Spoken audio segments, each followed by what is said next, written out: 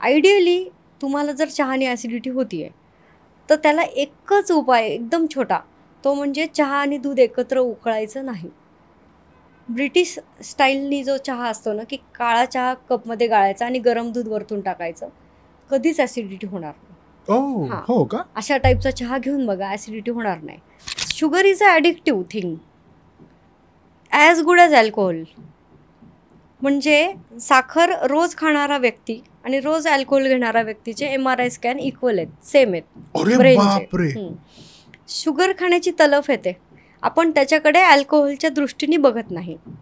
दृष्टिकोन जो आहे ना पदार्थाकडे बघण्याचा, की मेन्यू असतो, बुफे लावलेला असतो, मग त्यामध्ये जर मी उदाहरण घेऊ, आपण प्रोलॉंग सेटिंग आहे, IT मधले लोक प्रोलॉंग सेटिंग असतात, तर अशा वेळेस तुम्ही तिथं जो बघताय की मला कार्बोहायड्रेट कमी खाल्ले पाहिजे कारण मला एनर्जी लो पाहिजे, माझी म्हणजे एनर्जी एक्सपेंडिचरच नाही आहे माझं, त्यामुळे मला एनर्जी सोर्स जो आहे कार्बोहायड्रेट तो एवढा नको आहे, कारण तो एनर्जी एक्सपेंड नाही केलं तर तो फॅटमध्ये कन्वर्ट होऊन डिपॉझिट होणार.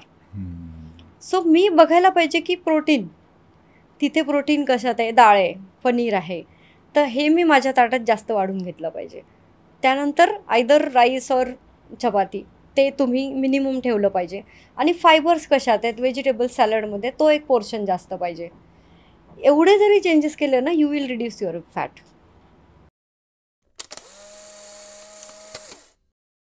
नमस्कार, वंदे मातरम, जय श्रीराम.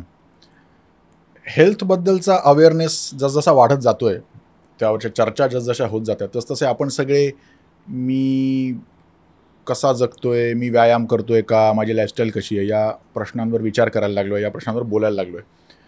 त्यातला सगळ्यात महत्त्वाचा आणि सगळ्यात मोठा घटक ज्यावर आपण खूप विचारही करतो, चर्चाही करतो, रिसर्चही करतो, तो म्हणजे आपला आहार.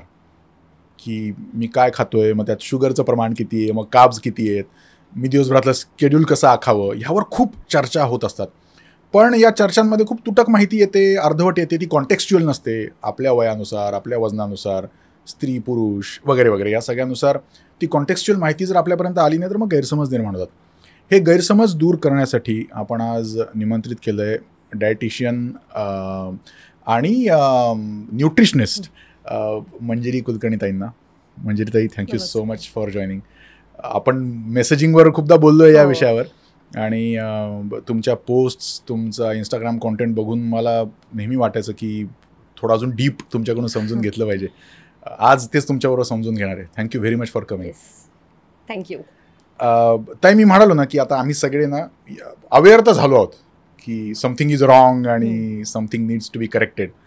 पण काय होतं की हा सगळा विचार इमिजिएटली येतो की मला माझं वजन कंट्रोलमध्ये ठेवायचं आहे, मला माझं वजन कमी करायचं आहे. तर हे वजन कमी करणं हा म्हणजे पहिला प्रश्न हा आहे की is that the right question, is that the right target. मला माझं वजन कमी करायला हवं आहे किंवा मी ते आटोक्यात ठेवायला हवं आहे, हा अप्रोच बरोबर आहे का? वजन ओव्हरऑल कमी करण्याची काहीच गरज नाही आहे.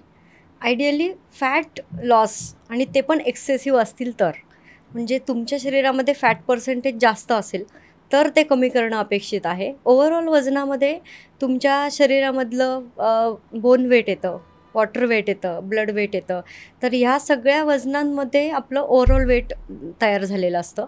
तर त्यामध्ये ओव्हरऑल नंबर्सकडे लक्ष न देता फॅट पर्सेंटेज हे अत्यंत महत्त्वाची टर्म आहे. फॅट लॉसकडे लक्ष द्या जर ते जास्त असेल तरच. फॅट पण इम्पॉर्टंट आहेत कारण. अच्छा, फॅट्सही इम्पॉर्टंट आहेत? 100%. कारण आपले बरेचसे हॉर्मोन्स फॅटपासून बनतात. जसं विटॅमिन डी हे विटॅमिन नसून एक टाईपचा हॉर्मोन आहे, तर तो फॅटपासूनच बनतो. त्यामुळे म्हणजे फॅट कमी करताना तो सुद्धा मेजर्ड अप्रोच पाहिजे की किती फॅट कमी करायचा आहे, म्हणजे त्या गुड फॅट बॅड फॅट असं असतं. हां, ॲक्च्युली काय होतं ना, आपण जेव्हा वजन कमी करण्याचा विचार करतो ना, तेव्हा आपण शोधत असतो इन्फॉर्मेशन की मला हे हेल्दी आहे, ते हेल्दी आहे, ऑइल कमी करायला पाहिजे, पण कोणीच स्वतःचं शरीर नाही बघत. Ideally no food is bad, it's your body which is not eligible to eat that food. अच्छा. हां, तर कुठलंच अन्न वाईट नाही आहे जगातलं.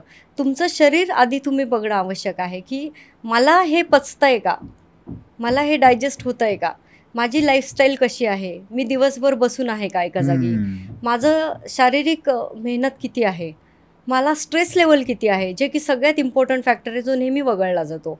स्ट्रेस आणि मेटाबॉलिझम एक दुसऱ्यांवर डिपेंड असतात. सो स्ट्रेस लेवल किती आहे हे पहिला मुद्दा आहे. त्यानंतर एक्सरसाइज करतो का, त्यानंतर चांगला आहार घेतो का.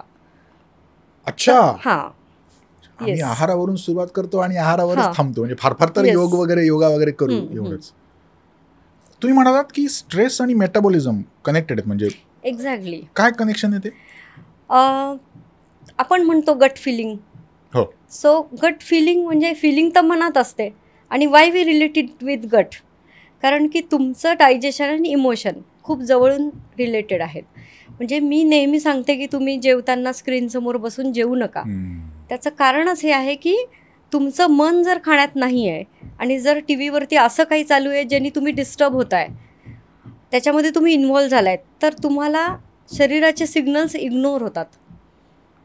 पोट भरलं आहे, भूक लागली आहे, किंवा डायजेस्टिव्ह हॉर्मोन्स तुमच्या इमोशनशी रिलेटेड असतात. की स्ट्रेस येतो आहे, काहीतरी तुम्ही बघताय आणि स्ट्रेस येतो आहे, तर शरीराला डायजेशन सोडून स्ट्रेस मॅनेज करायला लागतो. सो इथून तुमचे डायजेस्टिव्ह इश्यूज चालू होतात. लहान मुलांमध्ये त्यांना कळतच नाही भूक लागलेली आजकाल, त्यांना कळतच नाही पोट भरलं आहे, किती खायला पाहिजे, कारण ते स्क्रीनसमोर बसून खात आहेत. इकडे चालू आहे 1-2 पोळ्या, काहीतरी स्नॅक्स चालू आहेत, काहीतरी चालू आहे, तर ब्रेन सांगतं आहे की थांब आता, बट इट इज इग्नोर्ड. आणि आपला ब्रेन एवढा हुशार आहे की तो अननेसेसरी एनर्जी वेस्ट नाही करत. एका पॉईंटला त्याला जर कळतं आहे की हा थांबत नाही आहे, मी सांगू नाही, it will stop you to tell to stop.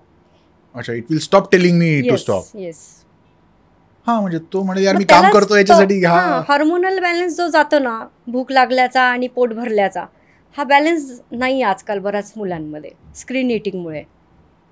जर, आणि हा प्रश्न माझ्यासाठी पण आहे, जर मी हां. मला आनंद मिळतोय असं बघत बघत जेवलो तर, म्हणजे जर मी ह्युमर बघितला. हां, पण मग तसं दरवेळेसच होईल असं नाही आहे ना. म्हणजे माइंडफुल इटिंग जे आपण म्हणतो, तर तुम्ही जेव्हा त्याचा आस्वाद घेऊन खाताय, एकेका घासाचा तुम्ही आनंदी आहात, ते खाण्यामध्ये तुम्ही इन्व्हॉल्व झालेले आहात, तेव्हा तुमचं न्यूट्रिशनल अपटेक खूप छान होतं. हां, म्हणजे मला खाण्याचा आनंद लुटायला पाहिजे मी. ऑफकोर्स, खाण्याचा आनंद. म्हणजे मी सकस खातोय, मी फक्त सकस खाल्ल्याने मला पूर्ण न्यूट्रिशन्स नाही मिळणार. मी जर म्हणजे तुम्ही म्हटलं माइंडफुली, न्यूट्रिशन जरी असलं ना तरी त्याचं ॲब्झॉर्प्शन होत नाही. तुम्ही बघा, आता आपण जनरली सगळं व्यवस्थित खात असतो, जेव्हा तुम्ही इन्व्हेस्टिगेशन्स करता तेव्हा त्याच्यात खूप डेफिशियन्सी येतात. याचं काय कारण आहे? कारण घेत नाही आहे शरीर, हे कारण आहे. म्हणजे मग जेवताना, म्हणजे हा पॉईंट जर थोडा पुढे नेला तर जेवताना मी स्क्रीन बघायला नको, ॲट द सेम टाइम मी जेवताना इन जनरलच थोडा आनंदी असायला हवा. स्ट्रेसफुल कॉल्स नको आहे, स्क्रीन नको आहे, रिडिंग नको आहे, स्ट्रेसफुल डिस्कशन्स नको आहेत. या सगळ्या गोष्टी म्हणजे महत्त्वाच्या आहेत, बियॉन्ड डाएट. माझा मुलगा जेवत असताना मी त्याला शाळेचा होमवर्क आणि हे जे विषय काढले, केला की नाही, तू करतच नाहीस अभ्यास. एक्झॅक्टली.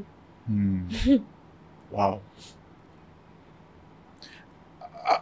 आता म्हणजे जर आपण फूडकडे आलो ना, तर दुसरं एक काय होतं बघा, की मी जर हे ठरवलं की मला माझं फूड न्यूट्रिशियस करायचं आहे, चांगलं करायचं आहे, तर याचा पुढचा एक्झॅक्टली प्रश्न हा आहे ना की माझी लाईफस्टाईल आज अशी आहे, माझी इतकी धावपळ आहे की मी ते मग सलाड हवं, मग ते असं हवं, मग ते तसं हवं, हे मी उत्साहाने 2-4 दिवस करीन मॅनेज, पण इट इज नॉट सस्टेनेबल. मग how do you tweak your diet? Diet तुम्ही स्वतः तुमचं डिझाईन करू शकता. You don't need to go to dietitian always. अरे तुम्ही हे, कारण की माझ्याकडे 3 महिन्यानंतर माझे पेशंट्स येत नाहीत. मी त्यांना 3 महिन्यानंतर एज्युकेट करते की you have to select food like this. So फक्त तुम्हाला थोडंसं एज्युकेशन त्यामध्ये घ्यायला लागतं, विच इज व्हेरी इझी. खूप काही अभ्यास करण्याची गरज नाही आहे. तुम्हाला जगामध्ये सगळीकडे वेगवेगळे फूड कल्चर्स आहेत. त्या फूड कल्चर्समध्ये सगळीकडेच प्रोटीन, कार्बोहायड्रेट, फॅट्स, विटॅमिन्स सगळ्या देशांमध्ये, सगळ्या पदार्थांमध्ये आहेत. आपल्या वरण भात, भाजी पोळी, कोशिंबीर चटणी, लोणचं याच्यामध्ये सुद्धा सगळं आहे. आपण फक्त त्याचं रेशो जो आहे, प्रमाण जे आहे ते आपल्या मनानुसार ठरवतो, शरीरानुसार नाही, आणि ही चूक होते. तुम्हाला वरण भात भाकरी भाजी हे बदलण्याची गरज नाही आहे. समजा पोहे उपमा तुम्ही सकाळी ब्रेकफास्टमध्ये खाताय, लगेच ओट्सवर शिफ्ट होणं किंवा क्योना आजकाल येतं आहे किंवा ॲव्होकाडो आहे, हे फ्रूट्स येत आहेत आपल्याकडे. अजिबात त्याची गरज नाही आहे. तुम्ही त्याच्यामधनं सुद्धा न्यूट्रिशन मिळवू शकता, हवं ते. वेट लॉसही करू शकता. फक्त प्रमाण. जसं मी सांगितलं की समजा मी स्वतःला बघायचं आहे की मी दिवसभर बसून आहे का एका जागी, माझं फिटनेस काहीच नाही आहे, फिटनेस ॲक्टिव्हिटीज काहीच नाही आहेत आणि मी सिटिंग आहे. जरुरी नाही आहे की तुम्ही रोज एक्सरसाइज जिममध्ये जाऊन कराच, ठीक आहे. तुम्हाला जर एक्सरसाइज नाही करायची आहे तर डाएट कंपल्सरी करणं आवश्यक आहे. सो त्यामध्ये मग तुम्ही बघायचं आहे दृष्टिकोन जो आहे ना पदार्थाकडे बघण्याचा, की मेन्यू असतो, बुफे लावलेला असतो. मग त्यामध्ये जर मी उदाहरण घेऊ, आपण प्रोलॉंग सेटिंग आहे, IT मधले लोक प्रोलॉंग सेटिंग असतात, तर अशा वेळेस तुम्ही तिथं जो बघताय की मला कार्बोहायड्रेट कमी खाल्ले पाहिजे कारण मला एनर्जी लो पाहिजे, माझी म्हणजे एनर्जी एक्सपेंडिचरच नाही आहे माझं, त्यामुळे मला एनर्जी सोर्स जो आहे कार्बोहायड्रेट तो एवढा नको आहे, कारण तो एनर्जी एक्सपेंड नाही केलं तर तो फॅटमध्ये कन्वर्ट होऊन डिपॉझिट होणार. सो मी बघायला पाहिजे की प्रोटीन, तिथे प्रोटीन कशात आहे, डाळ आहे, पनीर आहे, तर हे मी माझ्या ताटात जास्त वाढून घेतलं पाहिजे. त्यानंतर आयदर राईस और चपाती ते तुम्ही मिनिमम ठेवलं पाहिजे. आणि फायबर्स कशात आहेत, व्हेजिटेबल सॅलडमध्ये तो एक पोर्शन जास्त पाहिजे. एवढे जरी चेंजेस केले ना, you will reduce your fat. Wow. मग हे जे आता मी जर ह्या प्रपोर्शनमध्ये गेलो आणि मी म्हणजे ऑब्व्हियसली चला मी भाकरी किंवा पोळी कमी केली, भात खूप कमी केला, पण मी पनीर खूप खाल्लं, सलाड खूप खाल्लं, तुम्ही ज्या प्रपोर्शनमध्ये सांगताय ते मी पोटभर खाल्लं, चालतं, तरी माझं वजन 100%. You can try it. अच्छा. वजन वाढतं, डायजेशन इम्प्रूव्ह होतं. फक्त आता काय असतं ना की तुम्ही सरसगट म्हणजे ज्यांना डिसऑर्डर्स आहेत, सपोज युरिक ॲसिड आहे तर त्यांना प्रोटीन लिमिटेड द्यायला लागतात, तर त्यांना असे हे जनरलाइज फिटनेसच्या बरोबर. पण थंब रूल हा आहे, थंब रूल हा तुम्ही कार्ब्स कमी केले. हां, तर आणि ऑन द कॉन्ट्ररी तुम्ही जर मेहनतीचंच काम करताय, जिना म्हणजे जसे आर्किटेक्ट असतात सतत चढउतार करतात वरती जाऊन खाली येऊन, then you should moderate your carbohydrates. मग त्यामध्ये तुम्ही थोडीशी पोळी भाकरी भात खाल्ला तर चालतो, कारण तुम्ही तो स्पेंड करताय दिवसभरात. Okay, interesting. जर तुम्ही डाएटकडे असं म्हणजे असं होलिस्टिक अप्रोचनी जर आपण बघितलं तर मग आज मध्यमवर्गीय माणूस तुम्हाला कुठे चुकताना दिसतो? इन एक जनरल मध्यमवर्गीय माणूस, मग स्त्री असेल पुरुष असेल, what are the mistakes that we are committing? Mistakes म्हणजे आपण ब्लाइंडली फॉलो करतो डाएटरी हॅबिट्स पाश्चात्य देशांच्या. म्हणजे रिसर्च असा झालेला आहे की काही वर्षांपूर्वी वेस्टर्न कंट्रीजमध्ये कोलॉन कॅन्सरचं प्रमाण वाढलं. मग त्यांनी अभ्यास केला की का आपल्याकडे होतं आहे असं. मग त्यांना कळालं की आपल्याकडे फायबर्स कमी आहेत आहारात. मग त्यांनी सॅलड्स इन्क्लूड केले. ॲज इट इज आपण ते कॉपी केले. आपल्या आहारात फायबर्स कमी नाहीच आहेत. आपण पूर्ण गव्हाची पोळी खातो, पूर्ण ज्वारीची रिफाईन न करता भाकरी खातो, आपल्याला फायबर्स भरपूर मिळतात. हे कॉपी केल्यामुळे आपल्या आहारातलं प्रोटीनचं प्रमाण कमी झालं. आणि typical Indian pot Bailey obesity म्हणजे पुरुषांमध्ये फक्त पोट वाढतं, हातपाय तसेच राहतात. ही प्रोटीन डिफिशियन्सीचं पहिलं लक्षण आहे. तुम्ही कमी प्रोटीन खाताय म्हणून तुमचं पोट वाढतंय. सो ही मोठी चूक आहे आपल्या आहारातली. म्हणजे जर प्रोटीन कमी गेलं म्हणजे असं आहे का की प्रपोर्शनेटली प्रोटीन कमी जाते आणि कार्ब्स जास्त जात आहेत म्हणून पोट वाढतंय? एक्झॅक्टली. कार्बोहायड्रेटने आपण पोट भरतो. आणि कसं खातोय आपण जर जनरल बघितलं तर 1 वाटी डाळ असते, 2 पोळ्या असतात, भात असतो, आणि ऑइलचं तर बघायलाच नको आपल्याकडे. तर ह्या सगळ्या गोष्टींमुळे प्रोटीन नाही निग्लिजिबल. कारण डाळ is 60% carbs, 40% protein.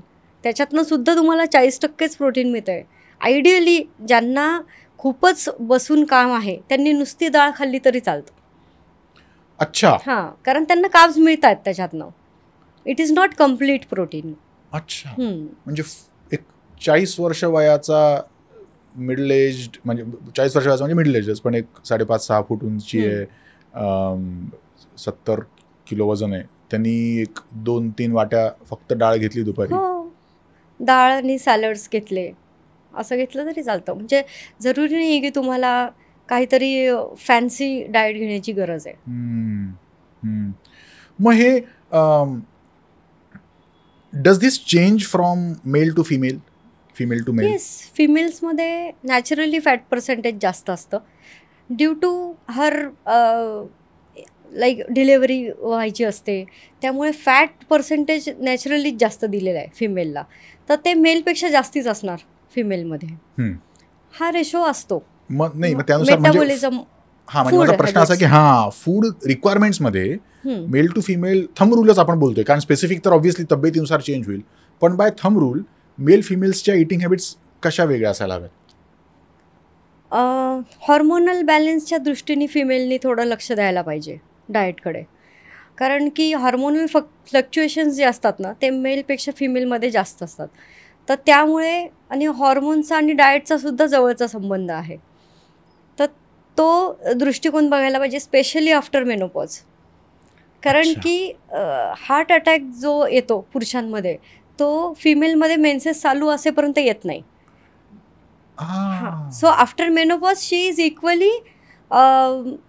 To male for heart attack risk. बरं, म्हणून स्त्रियांचं रिलेटिव्हली हार्ट अटॅकचं प्रमाण कमी आहे? हो, कारण की स्त्रियांचे जे प्रोडक्टिव्ह हॉर्मोन्स आहेत ना तेच कोलेस्ट्रॉलपासून बनतात. सो तिथे त्यांचं कोलेस्ट्रॉल डिपॉझिशन होत नाही. आफ्टर मेनोपॉज खूप स्त्रियांचं कोलेस्ट्रॉल वाढलेलं असतं. आणि इस्ट्रोजन नावाचा एक जो हॉर्मोन असतो तो तुमच्या हृदयाला प्रोटेक्ट करत असतो, तो एकदम ड्रॉप होतो आफ्टर मेनोपॉज.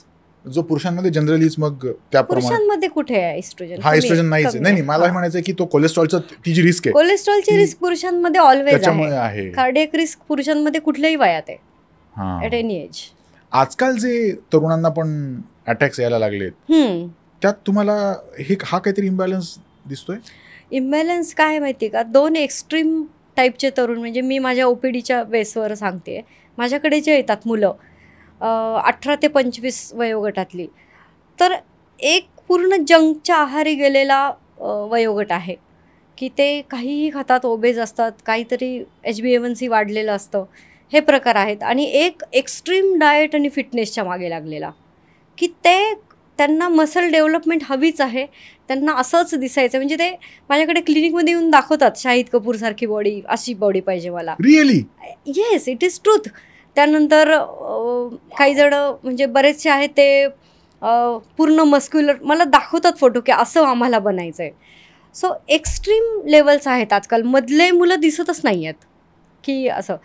तर त्यामुळे मग तो जो प्रॉब्लेम आहे ना की तुम्ही जे म्हणाले की तरुण वयामध्ये हार्ट अटॅक आहे, यांचं एक्झर्शन खूप असतं. म्हणजे जे एक्स्ट्रीम डाएट करतात यांना हे माहितीच नाही आहे की रिकव्हरीसाठी तुमच्या रेस्ट आवश्यक आहे. सो ते सगळ्यात शेवटी ठेवलं आहे त्यांनी. रिकव्हरीसाठी म्हणजे तुम्ही जेव्हा व्यायाम करता ना खूप जास्त, तेव्हा कार्डियक मसल्ससुद्धा तुमच्या वापरल्या जातात, दम लागतो ना. मग कार्डियक मसल्सला जेव्हा तुम्ही व्यायाम करता तेव्हा मसल्स तुटतात, ब्रेक होतात. आणि जेव्हा तुम्ही आराम करत असता आणि प्रोटीन डाएट घेत असता तेव्हा त्या भरून निघतात आणि मग तसं मसल बिल्डिंग होतं. ते भरून निघायला वेळच देत नाहीत हे. आता आपण ऐकतो की marathon runner sudden heart attack आला आहे, मॅरेथॉनमध्ये सडन हार्ट अटॅकने डेथ झाली आहे. हे फक्त ते त्यांच्या प्रॅक्टिसकडे लक्ष देतात. They don't give time for muscle recovery which is more important than exercise. आणि यांच्याकडे फिटनेस वॉचेस असतात, त्याच्यामध्ये सांगतं ते वॉच की you need 19 hours rest after this workout. म्हणजे between 2 workouts you need to have 19 hours का ब्रेक. एक्झॅक्टली. आता तुम्ही 20 किलोमीटर पळायला आहेत तर तुम्हाला 24 तास तुम्हाला आता कुठलंही ॲक्टिव्हिटी नाही करायची आहे, बट दे इग्नोर. आणि मग स्ट्रेस वाढलेला असतो आणि एक्सरसाइज खूप झालेली असते, डाएट पण केलेला असतो, आणि मग सडन कार्डियक फेल्युअर होतं. कोपअपच होत नाहीत त्या गोष्टी. म्हणून मला वाटतं जिममध्ये सुद्धा आठवड्याचे 4 दिवस असं असतं की 3 दिवसच करा, 4 दिवस करा किंवा 1 दिवसाआड करा. एक्झॅक्टली. वेट ट्रेनिंग जे आहे ते इक्वली इम्पॉर्टंट आहे, पण एक्स्ट्रीम नाही. वेट ट्रेनिंगमध्ये ना, म्हणजे मला हा प्रश्न नेहमी पडतो की जर मी म्हणजे आता मला हा रेस्ट हा कंपोनंट नव्याने कळाला, पण मी व्यायाम भरपूर करतोय पण प्रोटीन इंटेक जर रिलेटिव्हली कमी असेल तर त्याचे साईड इफेक्ट्स पण होत असतील ना? हो, कारण प्रोटीनच मसल रिकव्हरीसाठी लागतात. अन्न मसल्सचं जे प्रोटीन आहे हां. ते जर कमी असेल तर शरीर तुम्हाला ब्लड टेस्टमध्ये प्रोटीन कमी नाही दिसणार, कारण शरीर इकडचं प्रोटीन तिकडे शिफ्ट करतं ॲज पर रिक्वायरमेंट. मग आता शरीरासाठी हार्ट, ब्रेन, लिव्हर, किडनी हे 24 तास काम करणारे जे ऑर्गन आहेत ते इम्पॉर्टंट आहेत, प्रायोरिटी आहेत. त्यांना शरीर कधीच कमी पडू देणार नाही. मग जेव्हा त्यांना प्रोटीन कमी पडतं आहे तर शरीर मसलमधून काढणार, तिकडे शिफ्ट करणार. मग तुमचं मसल गेन जे तुमचं एक्सपेक्टेड असतं एक्सरसाइजमध्ये ते नाही होणार. आणि प्रोटीनमध्ये पण I am totally against of supplements. So you should focus on dietary proteins only. Proteins excess झाले तर it is very harmful. Excess in the form of जर सप्लिमेंट्स झाले, नाही म्हणजे डायटरी प्रोटीन एक्सेस झाले तर काही विशेष फरक नाही पडत. अच्छा. पण सप्लिमेंट जर झाले ना तर मग लिव्हर आणि किडनीवरती खूप परिणाम आहे त्याचा. मग डायटरी जर एक्सेस झाली तर ते बाहेर पडतात, काय होतं त्यांचं? हो, ते स्टोअर होतात आणि बाहेरही पडतात. अच्छा. कारण डायटरी प्रोटीन जे असतात ना ते कॉम्प्लेक्स फॉर्ममध्ये असतात. नुसतं सिंगल प्रोटीन नाही आहे तो. जर तुम्ही डाळ घेतली, आपण डाळ खातोय प्रोटीनसाठी, त्याच्यामध्ये कार्बोहायड्रेट आहे, फायबर्स आहे, फॅट आहे, हे सगळ्याचा एक जुडगा आहे तो, एक डाळीचा तुकडा. तर मग ते खाल्ल्यानंतर शरीराला प्रोसेस करून स्लोली काढायला लागतात गोष्टी, विच इज नॅचरल. तशीच आपलं शरीर बनलेलं आहे. पण जर तुम्ही नुसतं प्रोटीन प्युअर घेतलं तर ते लिव्हरला इट मिमिक होतं की हे काय आलं आहे. एकदम प्रोटीन तर आवश्यक आहे पण हे आलं आहे आपल्या लिव्हरवरती. सो लिव्हरला खूप हेवी जातं, कारण ते डायजेस्ट करून मग अनवॉन्टेड प्रोटीन किडनीकडे पाठवून किडनीवर दुसरा लोड येतो मग त्याचा. मग ह्या सगळ्या इफेक्ट होतात. अच्छा. मग प्रोटीनचा म्हणजे मी असंही खूप वाचलंय की डाळ बीळ तुम्ही खाता पण त्यातनं प्रोटीन किती मिळतं असं? हां. आयडियली काय माहिती का, 1 ग्रॅम पर kg प्रोटीन हे प्रोटीन पावडर्स बनवणाऱ्यांनी किंवा मेडिसिनल इंडस्ट्रीनी पसरवलेलं एक मोठं मिथ आहे. 1 ग्रॅम पर kg जे सांगतात सगळे की तुमच्या वजनानुसार प्रोटीन किती पाहिजे. अच्छा, this is a myth. Yes, this is a myth. Ideally protein ॲसिमिलेशनवरती सगळं आहे. How your body treats that protein in the body. Liver कसं प्रोसेस करतं आहे. कारण माझ्याकडे पोलीस भरतीसाठी मुलं येतात ज्यांना काहीच खायला मिळत नाही आणि दे आर डुईंग ग्रेट, कारण त्यांचं ॲसिमिलेशन चांगलं असतं. दूध भाकरीच खात असतात, चटणी भाकरीच खात असतात, एक्सरसाइज चांगली आहे, त्यांना मेंटल स्ट्रेस नसतो काहीच. So this is the thing. Protein supplements, protein खूप आवश्यक आहे but in the dietary form, not in the supplementary form. म्हणजे मी अंड सुद्धा खात नसेल, म्हणजे जे अगदी प्युअर व्हेज आहे, तर आपल्या मध्यमवर्गीय महाराष्ट्रीयन अन्नातनं रेग्युलरली मला जेवढं प्रोटीन मिळतं तेवढं मला एक चांगली टोन्ड बॉडी कमवायला पुरेसं आहे. प्रोटीन तेच सांगते मी की आपण कार्ब्स कमी करून प्रोटीन वाढवायला हवेत. डाळ आपल्या घरामध्ये आपण किती डाळ, 1 वाटी डाळ वरण लावतो, जे की तेवढं म्हणजे थिक डाळ खाणं अपेक्षित आहे.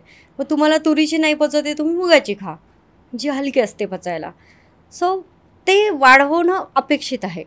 पोळी कमी करून, भात कमी करून, किंवा आयदर एक कार्बोहायड्रेटचा फॉर्म खा, पोळी खा किंवा भातच खा, दोन्ही एकातच नका खाऊ.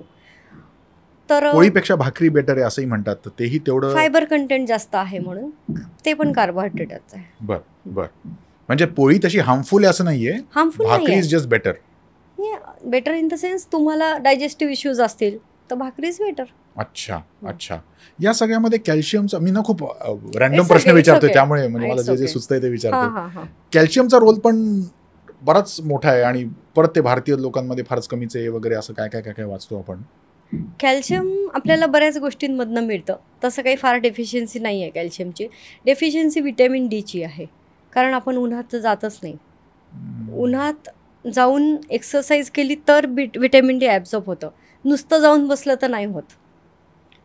अरे हो का? So you should walk in the sun. I at least आम्ही तर मस्त बसतो आणि मोबाईलवर वगैरे, तर त्यांनी काहीच मिळणार नाही तुम्हाला. दुसरी गोष्ट, आता पोल्युशनमुळे पण व्हिटॅमिन डी पोचणं जरा कमी झालं आहे आपल्यापर्यंत उन्हातून. तर त्यामुळे व्हिटॅमिन डीचे सप्लिमेंट्स घेणं आजकाल आवश्यक झालं आहे. बरं. व्हिटॅमिन डीचा खूप रोल असतो बॉडीमध्ये, बऱ्याच ठिकाणी इम्युनिटीमध्ये रोल आहे, बोन डेन्सिटी. कारण व्हिटॅमिन डी हा वाहक आहे, तो घेऊन जातो कॅल्शियमला हाडांपर्यंत. जर तुमचं कॅल्शियम भरपूर असेल आणि व्हिटॅमिन डी नसेल तर ते पोचत नाही हाडांपर्यंत. बरं बरं. बापरे, आपण जेवढं खोलात जाऊ तेवढं खूप मोठा विषय आहे हा. म्हणजे निसर्गाने काय बनवलंय शरीर ना, किती कॉम्प्लेक्स सिस्टीम्स. आणि वाव. तुम्ही मगाशी आपण मैदा पोळी आणि भाकरी बोलत असताना मला पाव एकदम डोळ्यासमोर आला. तर मैदा खाऊ नये, म्हणजे मैदा, साखर आणि मीठ हे बदनाम झालेले तिन्ही फूड आहेत. हे खरंच तेवढे वाईट आहेत का? व्हॉट इज द, म्हणजे एका डायटिशियनच्या, एका न्यूट्रिशनिस्टच्या पर्स्पेक्टिव्हनी how should we look at it? मी जसं सांगितलं, नो फूड इज बॅड. मैदा वाईट नाही आहे. सपोज एखादा मॅरेथॉन रनर आहे, तो 10 किलोमीटर पळून आल्यानंतर तो पाव खातोय, it is healthy for him. Quick energy मिळते आहे. कारण जर मला एनर्जी एक्सपेंडिचरच नाही आहे, मग तो प्रोसेसिंग आणि फॉर्म्सवरती त्याचं क्वालिटीज ठरतात. मैदा, गहू आणि दलिया याचं उदाहरण घेतलं तर हे तिन्ही गव्हापासूनच आलेले आहेत, बरोबर. मैदा रिफाईंड आहे, तो फक्त एम्प्टी कॅलरीज देणार तुम्हाला, त्याच्यामध्ये न्यूट्रिशन काहीच नाही आहे. गहू त्याच्यापेक्षा बेटर आहे, गव्हाचं पीठ. त्याच्यामध्ये फायबर्स आहेत इंटॅक्ट, काही प्रोटीन्स आहेत. आणि दलिया त्याच्यापेक्षा बेटर आहे, कारण फायबर्स खूपच जास्त आहेत आणि स्लो रिलीज होणार ग्लुकोजचं. दलिया जर तुम्ही खाल्ला तर खूपच स्लो ग्लुकोज येतं आणि स्लो इन्सुलिन येतं. मग insulin is a ageing hormone. Insulin जेवढं जास्त तेवढं वय फास्ट वाढणार तुमचं. सो फॉर्म इम्पॉर्टंट आहे आणि तुमच्या ॲक्टिव्हिटीवर ठरवा ना तुम्ही. म्हणजे what I say to my clients की तुम्ही एलिजिबल बना. तुम्हाला जर पावभाजी खायची आहे, you should be eligible to eat. मग तुम्ही एक्सरसाइज करा ना तेवढी की तुम्ही पावभाजी खाऊ शकाल. तेवढं डिझर्व करा आधी. एक्झॅक्टली. आणि डोंट टेक इट लाईटली. तुमचं शरीर आहे तर त्याला तर तुम्ही, कारण सरसलामत तो पगडी पजास जे आहे, तुम्ही कितीही ग्रो व्हा, तुम्हाला जर 100 गोळ्या चालू असतील then there is no use. बरोबर.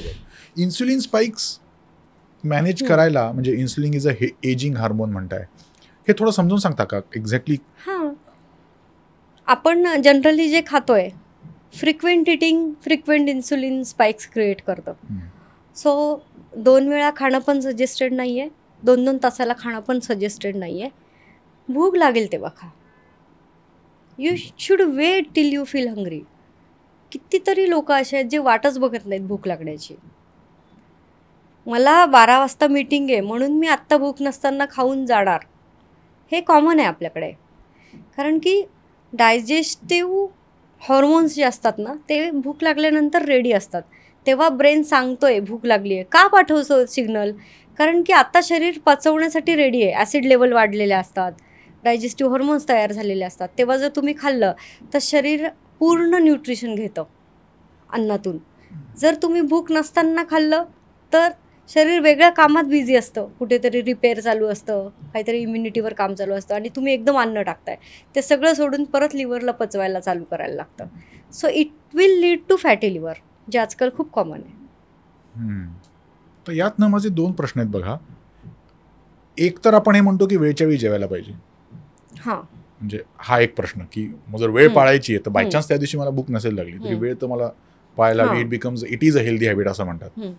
दुसरा प्रश्न असा की मला आत्ता भूक लागली नाहीये पण माझी 2 तास मीटिंग आहे, मग त्या मीटिंगच्या मध्ये मला भूक लागेल, तेव्हा तर मंचिंग केलं तर that is also not good. तर म्हणजे हा प्रश्न कसा आहे की for me to cope up with my lifestyle मला काही गोष्टी कदाचित तोडाव्या मोडाव्या लागतात. हां, बरोबर. तर मग ते कसं बसवायचं? त्यामध्ये ना कसं असतं की थोडी भूक प्रोलॉंग झाली तर चालते, पण भूक नसताना खाणं हे जास्त डेंजरस आहे. अच्छा. हां, आणि मग तुम्हाला जर हेल्दी ऑप्शन्स निवडा किंवा तुम्हाला क्विक काहीतरी मंचिंग करायचं आहे ना, मग आपले जे भारतीय जे आपण विसरत चाललो आहेत, फुटाणे हे सगळ्यात बेस्ट सोर्स आहे प्रोटीनचा, जो तुम्हाला भूक पण भागवतो. मूठभर फुटाणे खाल्ले तर पोट भरतं. It is the best thing. जे खातच नाही आहेत, लहान मुलं तर खातच नाहीत फुटाणे. असं काहीतरी सिलेक्ट करा, मग ज्यांनी तुम्ही 1 घास खाल्ला आणि पाणी पिलं तरी तुम्ही यू कॅन सस्टेन. आणि तो जो माझा पहिला प्रश्न होता की वेळच्या वेळी तर जेवायला पाहिजे आपण. हां, वेळच्या वेळी जेवायला पाहिजे. हे काही तुम्ही शरीराची वेळ पाळा. शरीर सांगतं. आणि प्रत्येकाचं शरीराच्या वेळा वेगवेगळ्या असतात. म्हणजे काही जणांना 2 वेळा जेवण पुरतं, काही जणांना 4 वेळा लागतं, काही जणांना एकदाच पुरतं. So this is your body genetically which is developed according to that. तर ते तुम्ही बघा, थांबा, मला किती वेळा भूक लागते आहे, सकाळी लागते आहे का, दुपारी लागते आहे का, संध्याकाळी लागते. भूक लागल्यावर तुम्ही जर जेवण केलं ना, तर तुम्हाला ते लक्षात येईल की आपलं शरीराचा टाईप कुठला आहे. We don't wait. Breakfast, lunch, breakfast like a king हे जे आहे आपल्याकडे, तो किंग आधी 4 तास व्यायामशाळेत व्यायाम करायचा आणि मग तो ब्रेकफास्ट. तो ते आधीचं कोणीच नाही बघत. Breakfast like a king, it is not workout like a king. तर ते जर करत असेल तर ब्रेकफास्ट लाईक अ किंग करा ना. कोणीही उठून ब्रेकफास्ट लाईक अ किंग करताय तर ते नाही आहे सजेस्टेड. मी हे अजून एक पॅटर्न खूप बघतो आणि स्पेशली ह्या गृहिणींमध्ये मला जाणवतो की भूक लागली असेल तर पटकन शुगरचं काहीतरी एक चमचा साखर खाऊन टाकली, थोडंसं चॉकलेट खाल्लं. खूप चुकीचं आहे, खूपच चुकीचं आहे. काय त्याचा साईड इफेक्ट कसा होतो? फास्ट शुगर रिलीज आहे ना. साखर खाल्ली तर ती साखरच आहे, डायरेक्ट ती रक्तातच येते. मग इन्सुलिन तेवढंच येतं जेवढी साखर आहे. आणि मग तो इन्सुलिन, मग ह्याच्यामुळेच इन्सुलिन रेजिस्टन्स. म्हणजे गोड sugar is a addictive thing as good as alcohol. म्हणजे साखर रोज खाणारा व्यक्ती आणि रोज अल्कोहोल घेणारा व्यक्तीचे MRI स्कॅन इक्वल आहेत, सेम आहेत ब्रेनचे. शुगर खाण्याची तलफ येते, आपण त्याच्याकडे अल्कोहोलच्या दृष्टीने बघत नाही, साखरेकडे. कारण sucrose is a chemical, it is not food. Chemical derived from sugar cane. उसाचा रस पिऊ शकता तुम्ही, इट इज हेल्दी, पण साखर नाही खाऊ शकत. रिफाईन करून सुक्रोज काढलं आहे केमिकल फॉर्ममध्ये, क्रिस्टल्स आहेत. It is not at all natural. मग अल्कोहोल पण शुगर केनपासनं बनवतात. अल्कोहोलसुद्धा तुम्हाला वीड्सपासनं बनवतात, सीवीड्सपासनं पण बनवतात. तर मग हे आयसोलेटेड फॉर्म्स जे आहेत ना, ते सगळे ॲडिक्टिव्ह आहेत. तुम्ही बघा, म्हणजे खूप लोक दिसतील जेवण झाल्यावर काहीतरी गोड पाहिजे, नाहीतर उठून साखर खातात एक चमचा. So this is addiction. We don't look at it like that. तलफ येते त्यांना, त्यांना सुचतच नाही, त्याशिवाय चांगलं वाटत नाही. म्हणजे दे डोंट फील गुड. कारण की इन्सुलिन जे वाढलेलं आहे ना शरीरातलं, ते तुम्हाला ग्लुकोज मागतंय. मग तेवढं ग्लुकोज तुम्ही गोड खाल्लं की एकदम शांत वाटतं, कारण की ते इन्सुलिन सेटल होतं आणि मग ते परत दुपटीने येतं. आणि दिस स्टार्ट्स विथ युअर एजिंग. मग तुम्हाला प्री डायबिटीज, मग ती साखर जी फिरत राहते ना रक्तामध्ये, ती शांत नाही बसत. एक ऑर्गन खराब करायला चालू करते, एक पेशी खराब करायला चालू करते. सो शुगरपेक्षा HbA1c जास्त इम्पॉर्टंट आहे. Everyone should go through that test. बरं. मग हे अशी जर सवय लागली असेल कोणाला, तर काय करावं? How to control? 8 दिवसामध्ये शुगर क्रेविंग्स कमी होतात. तुम्हाला साधारण डाएटरी मॅनेजमेंट सुरू केल्यानंतर 8 दिवसात, कारण की डाएट आपण लो ग्लायसेमिक इंडेक्स मॅनेज करायचं आहे, ज्यांनी शुगर स्पाईक नाही येणार. इन्सुलिन कमी झालं की क्रेविंग्स कमी होऊन जातात. मग कितीतरी क्लायंट्स आहेत माझ्याकडे जे खूप ॲडिक्टिव्ह आहेत, पण आता ते समोर ठेवलेलं गोड पण खात नाहीत. So this is insulin. कारण तो ट्रिगर मिळणं बंद झालंय. ट्रिगर बंद झालं, इन्सुलिनच कमी राहतं ना. लेवल इन्सुलिनची एकदम पातळी खालीच राहते, त्याच्यामुळे ते साखर मागतच नाही. तुम्ही मग काय त्यांचं डाएट म्हणजे शेड्यूल आणि कॉम्बिनेशन्स असतात, डाएटरी कॉम्बिनेशन्स असतात. तर ते कॉम्बिनेशन्स दिले, आपल्याच आहारातले असतात, रॉकेट सायन्स नाही आहे. ते कॉम्बिनेशन्स दिल्यानंतर तुमचं इन्सुलिन लेवल लो राहतात. म्हणजे जसं डाळ भात खाताय तुम्ही, तर भाताच्या दुप्पट डाळ घ्या ना. So it will reduce the glycaemic index. In fact तुम्ही भात प्रेशर कुक करू नका, ओपन वेसलमध्ये कुक करा. सो त्याच्यानी पण त्याच्या ग्लायसेमिक इंडेक्समध्ये फरक पडतो. Sugar spike. इंडेक्स काय असतं? ग्लायसेमिक इंडेक्स म्हणजे कुठलाही पदार्थ खाल्ल्यानंतर किती वेगाने साखर येते रक्तात. जसं खूप लोक टरबूज खातात, पाणी आहे त्याच्यात भरपूर म्हणून. टरबूजचा ग्लायसेमिक इंडेक्स 90 आहे, म्हणजे it is related with sugar. साखरेचा 100 आहे, साखर हे प्रमाण आहे ग्लायसेमिक इंडेक्स. त्याच्या कंपॅरेटिव्हली पर्सेंटेज. साखर हे प्रमाण आहे. 1 चमचा साखर खाल्ली, 1 चमचा ग्लुकोज येणार ब्लडमध्ये. त्याच्या कंपॅरिझनमध्ये जर तुम्ही टरबूज खाल्लं तर 90 युनिट शुगर येणार. So tarbooz is not recommended for weight reduction. खूप लोक फ्रूट्स घेतात ना, so it is not recommend. बीटरूटचा ग्लायसेमिक इंडेक्स खूप हाय आहे, सो बीटरूटचा ज्यूस करून पितात, गाजराचा ज्यूस करून पितात, जे की खूप वजन वाढवेल, खूप इन्सुलिन वाढवेल तुमचं. It is not recommended. तर ऑब्जेक्टिव्ह आपलं आहे की इन्सुलिन स्पाइक्स कमी ठेवायच्यात. एक्झॅक्टली. इन्सुलिन स्पाइक्स, इन्सुलिनच कल्प्रिट आहे इन एव्हरी डिसीज. बरं. In every disease insulin is a culprit. जिथे जिथे इन्सुलिन रेजिस्टन्स आहे तर तो इन्सुलिन तुमचं HbA1c वाढवणार, आणि ही वाढलेली साखर जे तुमचे वीक ऑर्गन आहेत जेनेटिकली, ते जेनेटिकली ठरतं की कोणाच्या घरात कॅन्सर आहे, कोणाच्या हार्ट डिसीज आहेत. So it will have impact on the heart muscles. पॅनक्रियावरती इम्पॅक्ट झाला मसलचा तर इन्सुलिनचा, तर तुम्हाला डायबिटीज होणार. ओव्हरीवरती इम्पॅक्ट झाला तर PCOD होणार. इन्सुलिनचा इम्पॅक्ट तुमच्या ब्रेनवरती होत आहे तर तुम्हाला पॅरालिसिस होणार. सो एकच आहे तो इन्सुलिन जो सगळीकडे काम करतोय. इन्सुलिन स्पाइक कमी, आणि this is ageing. Basically ageing is not on the looks, it is on the health of the organ. तर तो ऑर्गनची हेल्थ तुमची इन्सुलिन ठरवतोय. सो इन्सुलिन लो ठेवायचं. इन्सुलिन बाय डिझाईन वाईट आहे म्हणजे? वाईट नाही आहे, खूप इम्पॉर्टंट आहे. इन्सुलिनचं काम काय आहे की साखर नेऊन देणं सेल्समध्ये, एनर्जी जनरेट करायला. मग इन्सुलिन वाढलेलं असतं तेव्हा सेल्सला नको आहे आत्ता एनर्जी, सो ते दरवाजे बंद करून घेतात. मग तो इन्सुलिन रक्तात राहतो वाढलेला, तो जातच नाही आहे सेल्समध्ये, तो ब्लडमध्ये वाढलेला राहतोय. म्हणून तो फिरत रक्त फिरत असतं, तो फिरत सगळीकडे इम्पॅक्ट करायला लागते. शुगर आयडियली इन्सुलिन वाढलं की शुगर पण वाढते. सो म्हणजे इफेक्ट जो होणार आहे तो शुगरमुळे होणार आहे. Exactly. Insulin will be the carrier. म्हणजे आता आपण HbA1c करतो ना, HbA1c काय आहे? लाल रक्तपेशींना चिकटलेली साखर. सो तुमचं जर HbA1c 5.7च्या वर येत आहे, 5.7 इज द रेंज, 5.7च्या वर येत आहे, तर तेवढी साखर फिरते आणि ती करतीये इम्पॅक्ट. ते शरीर पोखरते माझ्या हातून. येस. अच्छा, वाव. मैदा आला, साखर झाला, तर मीठ अगेन इट इज केमिकल. प्रमाणात. सोडियम खूप आवश्यक आहे शरीरासाठी, पण प्रमाणामध्ये, कारण त्याचा मग हायपरटेन्शन, किडनीवरती इम्पॅक्ट होणं प्रमाणाबाहेर घेतलं तर.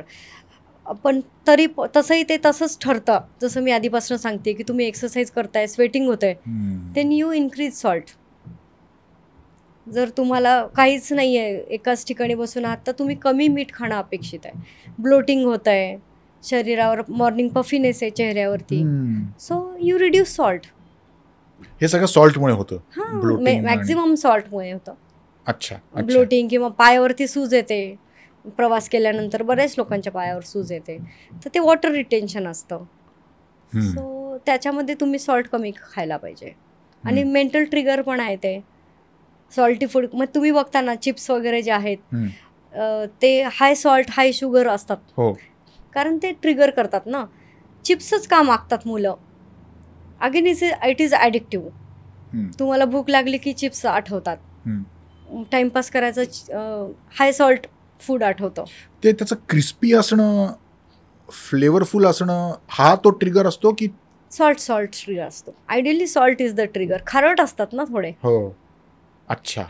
म्हणून म्हणजे चटपटीत जर आपण खूप खायला लागलो तर इट इज नॉट गुड असं. म्हणजे आणि ह्याच्यासोबत आता चटपटीत मध्ये पण आपला घरचा जो फराळ असतो, चकली, चिवडा, हे खूप हेल्दी आहे त्याच्या दृष्टीने चिप्सपेक्षा. बरोबर. कारण त्याच्यामध्ये केमिकल्स पण आहेत, आणि तो क्रिस्प टिकावा म्हणून अमोनिया भरतात. पफी असतो तो पॅकेट, तुम्ही फोडताना तेव्हा ती हवा नसते, तो अमोनिया असतो. So ammonia keep that thing crispy. Biscuits crispy राहतात आतमध्ये पॅकेटमध्ये, ते कधीच खराब होत नाहीत, 4-4 महिने टिकतात, एवढे प्रिझर्वेटिव्ह असतात त्याच्यामध्ये. So you are eating lot of chemicals along with that. रोज बिस्किट खातात लहान मुलं, रोज बिस्किट खातात, आणि असे 10 दुधासोबत. व्हेरी डेंजरस, खूप डेंजरस आहे. मग त्यांना तुम्ही शिळी पोळी द्या, पण बिस्किट नका देऊ. बिस्किट म्हणजे मला तर असं वाटतं की म्हणजे बिस्किट्सबद्दल मी इतकं वाचलंय की ते ॲब्सल्युटली झिरो केलं पाहिजे. एक्झॅक्टली. गरजच नाही आहे. आधी कुठे खात होतो आपण बिस्किट वगैरे काय?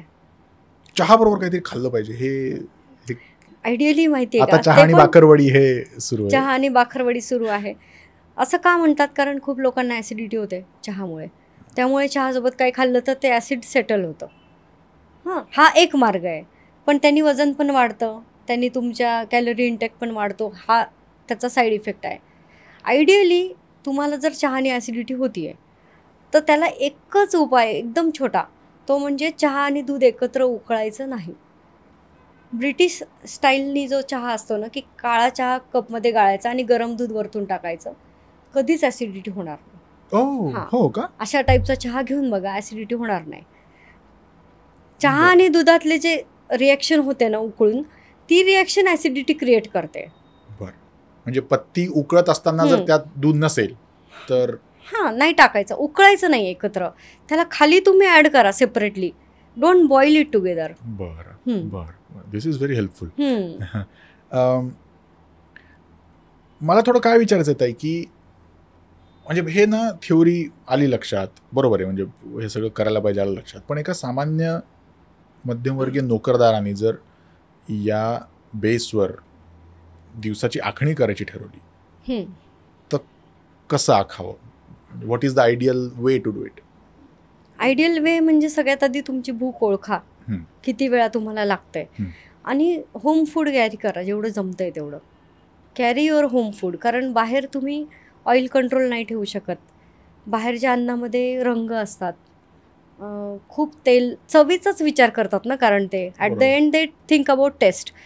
तर मग ह्या गोष्टी तुम्ही रोज जर तुमचं टुरिंग असेल तर काही घरातलं कॅरी करा. ड्राय आयटम्स जे होममेड आहेत, भले त्याच्यामध्ये फ्राईड का असे ना, पण ते घरचं बनलेलं आहे ते कॅरी करा. सो तसं करायला लागतं. आणि बाहेरचं जर जेवायचं असेल, हॉटेलमध्ये तुम्ही गेलात तर जेवढं लेस प्रोसेस्ड खाता येईल ना तेवढं खाण्याचा प्रयत्न करा.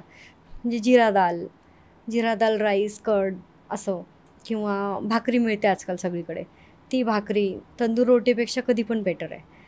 किंवा पोळी पण मिळते आजकाल सगळीकडे, तर दॅट यू प्रेफर दॅन खूप पंजाबी डिशेस किंवा तर त्याच्यात हमखास रंग असतात.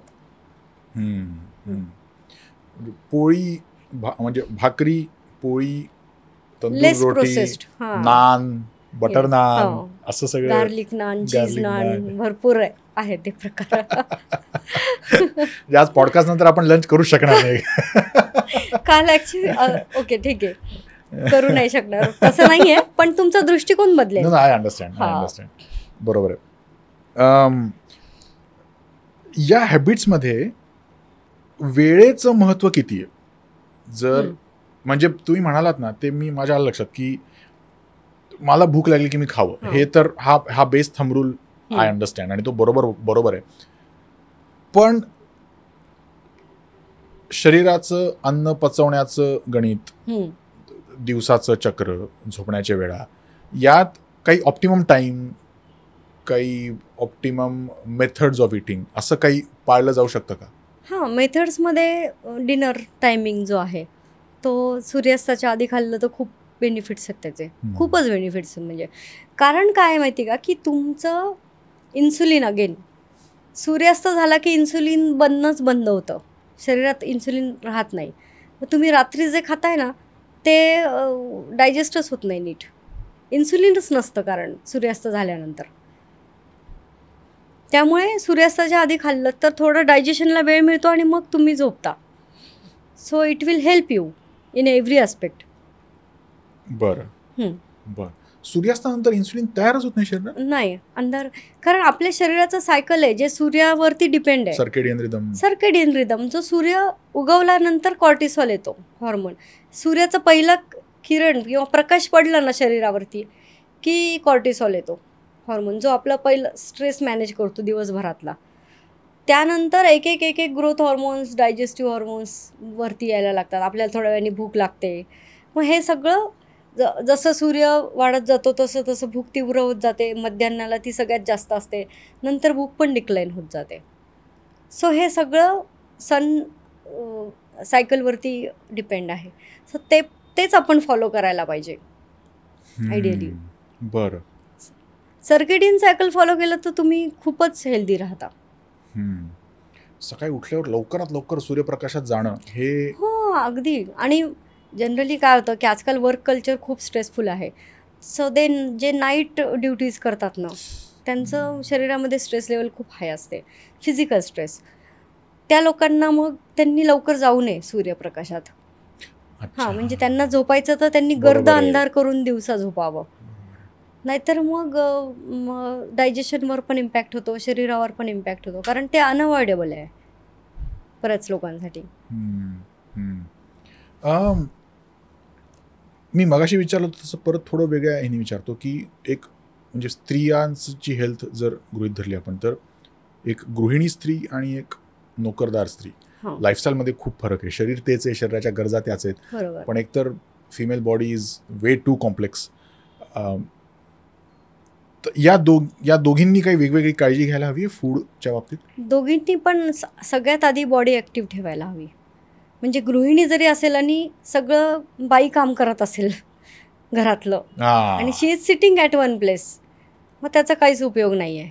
आणि वर्किंग वुमनसुद्धा एकाच जागी बसून आहे तर त्याचाही काही उपयोग नाही आहे. तर again it decides how you spend your energy. Active किती ठेवताय शरीर, आणि त्याच्यासाठी कामच करायला पाहिजे असं नाही आहे. सपोज तुम्ही लॅपटॉपवरती काम करताय, सो तुम्ही दर अर्ध्या तासाला उभं राहून काम करा, मग परत बसा, परत उभं राहा. तर ही प्रॅक्टिस पाहिजे कंटिन्यूच आहे. कारण ग्रॅव्हिटेशनल फोर्स तुम्हाला खाली खेचत असतो. फॅट डिपॉझिशन पण तसं होतं. जर तुम्ही सिटिंग आहात तर मॅक्झिमम सिटिंग स्त्रियांमध्ये पोट, मांड्या, कमरेवरती चरबी डिपॉझिट होते. सो ग्रॅव्हिटेशनल फोर्समुळे होत आहे ते. तर त्यामुळे तुम्ही you stand for long time. जर तुम्ही काही एक्सरसाइज नाही करू शकत आहात, तुम्हाला कम्प्युटरवरती काम आहे तर ते. आणि स्ट्रेस मॅनेज करणं फार आवश्यक आहे. स्ट्रेस वाढला की स्त्रियांचे हॉर्मोन्स इम्बॅलेन्स होतात पूर्ण, त्यामुळे ते अत्यंत आवश्यक आहे. How can food help in that? Food हे मेंटल इरिटंट असतं आणि मेंटल सटाटी देणारं पण असतं. अच्छा.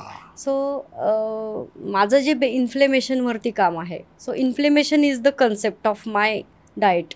बरं, सो ते म्हणजे काय थोडं समजून सांगा ना. इन्फ्लेमेशन म्हणजे काय की तुम्ही जेव्हा शरीरात बाहेरून काही पण येतं ना, जेव्हा अन्न बाहेरून येतं ना, किंवा सपोज एखादा व्हायरस आला आहे, बॅक्टेरिया आला आहे, तर तुम्हाला काय येतं, फिवर येतो, शिवरिंग होतं. सो हे इन्फ्लेमेशन आहे, शरीर त्याला रिस्पॉन्ड करतं आहे. बरं. है ना. So this response is called as inflammation, response of your immune system. Okay. तसंच अन्न शरीरात गेलं ना की शरीर त्याला पहिले रिस्पॉन्स करतं की याच्यामधलं किती घेण्यासारखं आहे, किती रिजेक्ट करण्यासारखं आहे, किती हार्मफुल आहे, किती बेनिफिशियल आहे. हे बघून मग जेवढं हे घेण्यासारखं जे आहे, बघणं आहे हे डायजेशन होत असताना बघितलं जातं. आल्या आल्या शरीरात घास घेतला ना आपण की इम्युन सिस्टीम पहिले चेक करते बरं. की याच्यामध्ये किती पार्ट जो आहे तो शरीराला डॅमेज करणार आहे. बरं. मग तो डॅमेज करणारा जो रिजेक्शनचा पार्ट जास्त असेल तुमच्या अन्नामध्ये, तेवढं इन्फ्लेमेशन जास्त होतं, तेवढा रिस्पॉन्स जास्त येतो. राईट. सो तो जास्त आलेला रिस्पॉन्स तुमच्या शरीरामध्ये बऱ्याच ठिकाणी काम करतो. गट फ्लोरावरती काम करतो, गट डिस्टर्ब करतो, विटॅमिन डेफिशियन्सी क्रिएट करतो. कारण तो पण केमिकल फॉर्ममध्ये असतो ना रिस्पॉन्स जो काही आलेला आहे. जे तुम्हाला इन्फ्लेमेशन आहे कसं समजायचं की तुम्हाला हेवीनेस आहे बॉडीमध्ये, तुम्हाला एन्थुझियाझम लो आहे, तुमचं हंगर तुमची काही लोकांची तीव्र आहे, काही लोकांची खूप स्लो डाऊन आहे, भूकच लागत नाही आहे, सकाळी उठल्यानंतर झोप झाल्यासारखंच नाही वाटत आहे, झोपूनसुद्धा एनर्जीच नाही आहे, हिल पेन होतं तुम्हाला, टाच दुखते, खूप लोकांची टाच दुखते आजकाल. So it is one of the indication of inflammation. आणि क्रोनिक लो ग्रेड इन्फ्लेमेशन म्हणतात त्याला. म्हणजे त्यांनी काही एकदम ताप नाही आहेत ॲक्यूट किंवा एकदम थंडी वाजून नाही आहेत, पण हा हळूहळू तुम्हाला स्लो पॉयझनसारखं काम करतो शरीरात. So inflammation is the base of diseases.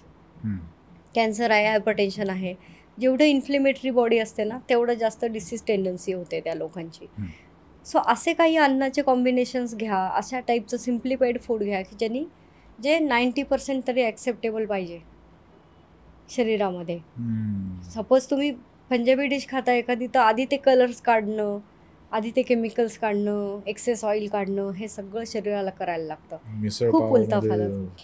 मिसळची तर्रीच आम्हाला काढावी लागली तर मग काय मजा आहे. तेच हां, तर तुम्ही म्हणत होतात की फूड आपल्याला आनंद सॅशिटरी ही असतं हां, आणि इरिटंट पण असतं. हां. आता होतं काय की गट फ्लोरा खूप लोकांचा डॅमेज आहे, त्यामुळे आजकाल विटॅमिन B12 डेफिशियन्सी दिसते बघा लोकांमध्ये.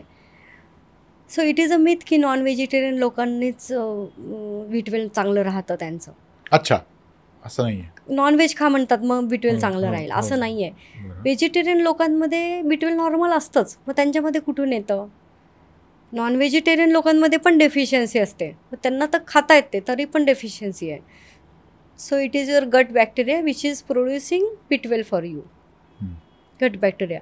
पण आता तो खूप अँटीबायोटिक्स घेतले काही आजारपणात, खूप स्ट्रेस लेवल घेतला तरी पण गटला मॅनेज करायला लागतो आणि ते गट बॅक्टेरिया डिस्ट्रॉय होतात आणि त्यांची जागा अनवॉन्टेड बॅक्टेरिया घेतात. So bloating, indigestion, impaired digestion हे सगळं गट डॅमेज गटचे लक्षण आहेत. मग त्यांच्यात हमखास B12 कमी असतं. हं. सो मग ह्या गोष्टींचा विचार जास्त करायला पाहिजे. बेसिक. म्हणजे मी काय खातोय यावरून माझा मूड रेग्युलेट होणार आहे. एक्झॅक्टली. ड्राउझीनेस जर येत असेल तुम्हाला खाल्ल्यानंतर, सुस्ती येते आणि याच्यामध्ये ना इन्फ्लेमेटरी फूड असतं. एकदम छान उदाहरण, तुम्ही वरण भात घरी खाल्लाय आणि वरण भात तुम्ही एखाद्या लग्नात खाल्लाय. लग्नातल्या वरण भाताने सुस्ती येणार भयंकर म्हणजे सुस्ती येते. हो. काय कारण आहे? कारण बल्कमध्ये बनवलंय. So it becomes inflammatory. कधीच आयुर्वेदाने जे सांगितलंय त्यामध्ये बल्क प्रिपरेशन अलाउडच नाही आहे. स्मॉल पोर्शनमध्ये स्लो फ्लेमवरती बनवायचं आहे. हाय हीटवरती बल्कवरती बनवलं की ते इन्फ्लेमेटरी होणार. तुम्ही कितीही जिरा दाल आणि राईस खा, तिथली नुसता राईस खा, डाळ पण नका खाऊ, इट विल मेक यू ड्राउझी. म्हणजे बिग फ्लेमवर करणं इज द कल्प्रिट. काय म्हणजे व्हॉल्यूम मध्ये केल्याने काय फ्लेम आणि होतं? व्हॉल्यूम मध्ये केल्याने स्टार्च कंटेंट एकदम वाढतो ना, इक्वल डिस्ट्रीब्यूट होणार ना. 10 किलो तांदूळातलं स्टार्च इक्वल डिस्ट्रीब्यूट होणार. ओके. तुमच्या पोर्शनमध्ये स्टार्च जास्त येणार. पण प्रपोर्शनेटली तेवढंच असणार ना. प्रोपोर्शनेटली तेवढं जरी असलं तरी त्याचा इम्पॅक्ट जो असतो, कॉन्सन्ट्रेशन जे असतं ते वेगवेगळं असतं. आणि हाय फ्लेमवरती न्यूट्रिशनल डिस्ट्रक्शन होतं. बरेच न्यूट्रिएंट डिस्ट्रॉय होतात हाय फ्लेमवरती आणि त्याचा परिणाम ते इन्फ्लेमेटरी होण्यात होतो. इन्फ्लेमेशन. तुम्ही म्हणजे प्रेशर कुक केलेला भात आणि ओपन शिजवलेला याच्यामध्ये इन्फ्लेमेटरी टेंडन्सी, जे की ग्लायसेमिक इंडेक्सवर डिपेंड आहे, जे की इन्सुलिनवर डिपेंड आहे, हे चेंजेस होतात. अच्छा. आणि त्यातही म्हणजे अजून एक टिप द्यायची झाली तर, when you cook rice add some drop of ghee to it. हां, हे ऐकलंय. हां, त्यांनी पण खूप फरक पडतो. काय होतं त्यांनी नेमकं? म्हणजे फॅट कंटेंट ॲड झाले की त्याचे क्वालिटीज चेंज होतात, न्यूट्रिशन चेंज होतं. बरं. आणि ग्लायसेमिक इंडेक्स लो होतो, इन्फ्लेमेशन कमी होतं. बरं. आणि ते तूप पण मग घरी बनवलेलं असावं. हो. हो. घरचं तूप आणि बाहेरचं तूप खूपच फरक पडतो का? खूप फरक आहे. प्रोसेसिंग ना शेवटी. प्युअर घी जरी ते असलं ना तरी ज्या प्रोसेसिंगनी आपण बनवतो, दही लावणं, त्याच्यामध्ये विरजण लावणं, मग फर्मंट करणं, मग त्याला घुसळून ताक लोणी काढणं, मग त्याला हळूहळू कढवणं, ही प्रोसेसिंग त्याची न्यूट्रिशनल व्हॅल्यू ठरवते. बाहेरच्या तुपामध्ये दुधातनं डायरेक्ट फॅट काढतात आणि डायरेक्ट तूप बनवतात.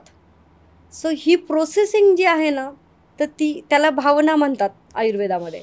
ह्या ज्या भावना दिलेल्या असतात प्रत्येक पदार्थाला, ते त्याची क्वालिटी ठरवतात.